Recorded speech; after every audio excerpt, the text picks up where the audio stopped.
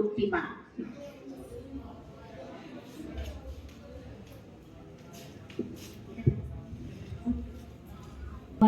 ঠাকুরের রাধা চরণে কোটি কোটি প্রণাম জানাই।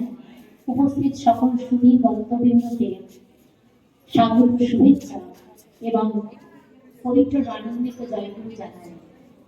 এবং যারা আমার থেকে বয়সে বড় তাদের যথাযথ স্থানে প্রণাম এবং আমার সহনেত্রীকে আমার সশ্রদ্ধা, ভালোবাসা এবং পবিত্র আনন্দিত জয়গুরু জানাই।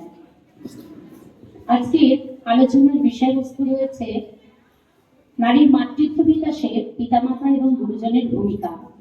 এখানে মাতৃত্ব কথাটির মধ্যে নারী শুধু কিছু বৈশিষ্ট্য রয়েছে। নারীর জীবনে এই বৈশিষ্ট্যগুলির যদি পরিস্ফুরণ না হয় তাহলে তার জীবন ব্যর্থ। ব্যাপারটা কি রকম? ব্যাপারটা হলো, একটা হচ্ছে বিশ্বরূপ আর একটা হলো বিষ্ণুরূপ। বিশ্বরূপ মানে ভগবান সবার মধ্যে আছেন, আপনার আমার, পশু পাখি কীট পতঙ্গ এমনকি জড়বস্তুর মধ্যেও আছেন। এটাই হলো বিশ্বরূপ। ঠাকুর বলেছেন বিশ্বরূপ জ্ঞান যার হয়েছে, কিন্তু বিষ্ণুরূপ জ্ঞান যার হয়নি তার ব্রহ্মজ্ঞান হয়নি। তাহলে বিষ্ণুরূপটা কি? বিষ্ণুরূপ হলো বৈশিষ্ট্যগত দিক দিয়ে যে রূপ, সেটাই হচ্ছে বিষ্ণুরূপ। একটু বাস্তব উদাহরণ দিয়ে বলি। নারী পুরুষ দুজনেই মানুষ, দুজনের মধ্যে ভগবান আছে সমান, এটা হলো বিশ্বরূপ। আর এখানে যে এই যে মাতৃত্ব কথাটি রয়েছে, মাতৃত্ব কথাটির মধ্যে যে মা রূপটি লুকিয়ে রয়েছে, এটাই হলো বিষ্ণুরূপ। এই মা রূপটি কিন্তু পুরুষের মধ্যে নেই। ঠাকুর বলেছেন নারী পুরুষ দুটি সমবিপরীত সত্তা, সম মানে সমান। যদি বিশ্বরূপকে ধরি তাহলে নারী পুরুষ দুজনেই মানুষ সমান এবং তাদের মধ্যে ভগবানও আছেন। আর বিপরীত সত্তা বলতে বৈশিষ্ট্যগত দিয়ে যে আলাদা আলাদা, সেটাই হচ্ছে বৈশিষ্ট্যগতভাবে আলাদা, এটাই হচ্ছে বিষ্ণুরূপ। এই দুটোকেই জানতে হবে, বিশ্বরূপকেও জানতে হবে, বিষ্ণুরূপকেও জানতে হবে, তবেই ব্রহ্মজ্ঞান পূর্ণ হবে। একটি মায়ের সন্তান থাকতেও পারে, আবার নাও থাকতে পারে, সে বন্ধও হতে পারে, কিন্তু তার মধ্যে মাতৃত্বসুলভ বোধ বা আচরণ আছে কিনা সেটা দেখতে হবে। এইখানেই ঠাকুরের নারীর যে 8টি বৈশিষ্ট্যের কথা ঠাকুর বলেছেন, এর মধ্যেই লুকিয়ে আছে। এগুলি নারীর বায়োলজিক্যাল কনস্টিটিউশনের মধ্যেই আছে। একটি মেয়ের মধ্যে সুপ্ত অবস্থায় থাকে, তার পূর্ণ প্রকাশ চায়। এর পিছনে এই প্রকাশের পিতামাতার ভূমিকা কিন্তু অপরিসীম। নিজস্ব অস্তিত্বতা নারীকে শেখায় তার বাবা মা। নারী যে সহজলভ্য ভোগ্যপণ্য নয়, সমাজ এবং জাতি গঠনে তার যে একটা চরম অবদান রয়েছে, এই অস্তিত্বটাকে জাগিয়ে দেওয়ার প্রথম এবং প্রধান কাজ করে বাবা মা।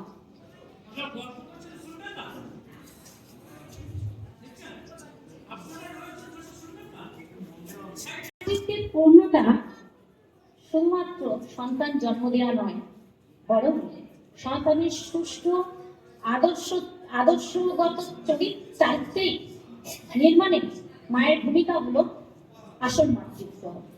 শিশুর সামগ্রিক বিকাশে যেমন শারীরিক, মানসিক, সামাজিক, নৈতিক এবং শিক্ষাগত বিষয়ে বিকাশে মায়ের এবং বাবা মা এবং গুরুজনের ভূমিকা অত্যন্ত গুরুত্বপূর্ণ। প্রথমে পিতামাতাকে আদর্শমাফিক জীবনযাপন পালন করতে হবে। তার জন্য দরকার সদ্গুণ। তার রীতিনীতি এবং বিধিনিষেধগুলি যদি বাবা মা মেনে চলে, তার বীজ অঙ্কুরিত হবে সন্তানের মধ্যে। শিশুর প্রাথমিক পাঠ হচ্ছে নৈতিকতা, সততা, গুরুজনের প্রতি আনুগত্য। এগুলি বাবা মার কাছ থেকেই শেখে।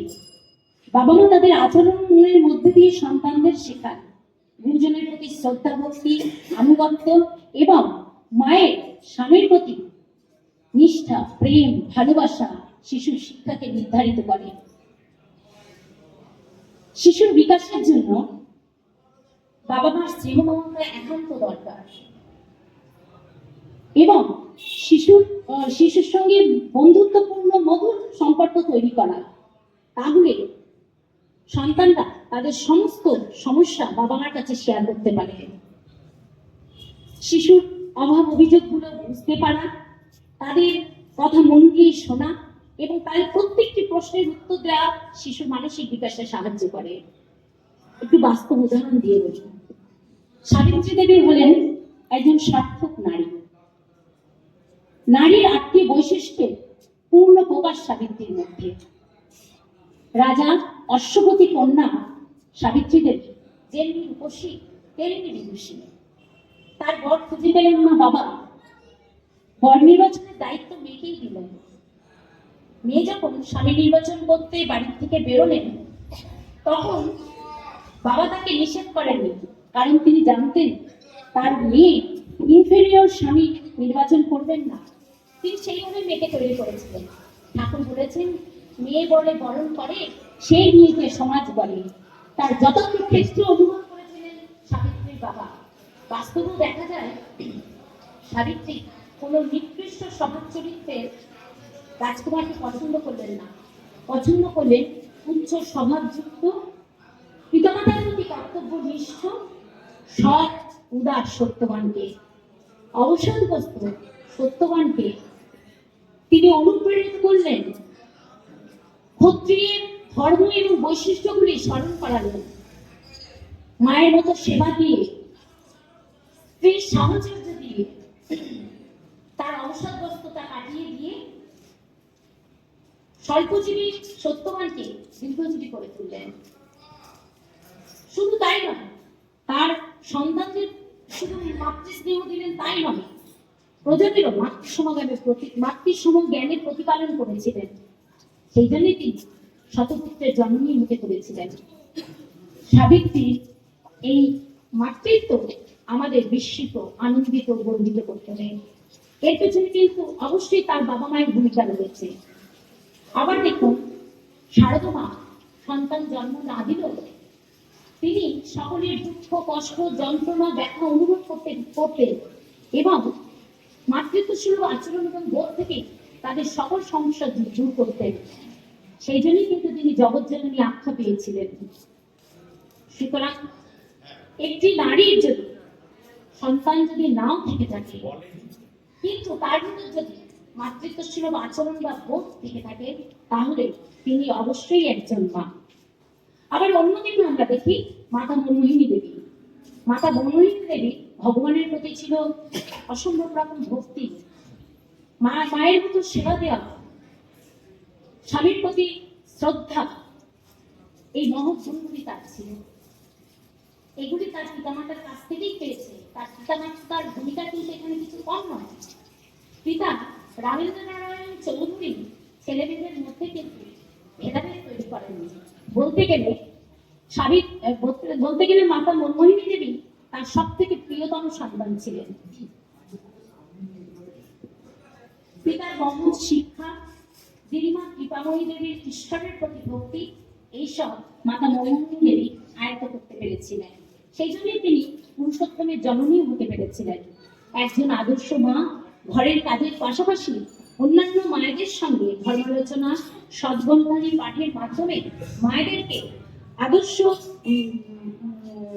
গৃহিণী করে তোলার যে প্রেরণা জুগিয়েছেন এবং সমাজের ভিত্তি মজবুত করেছিলেন। সৎসঙ্গ আন্দোলন তার ছেলে যে করছে, তার পুরোধারী ছিলেন মাতা মনমোহিনী দেবী। তিনি আশ্রমের সকলের কাছে মা হয়ে দাঁড়িয়েছেন। আমরা আলোচনা প্রসঙ্গ থেকে জানতে পারি, ঠাকুর বলছেন যে তার মা বৃদ্ধ উপবেশন করতেন।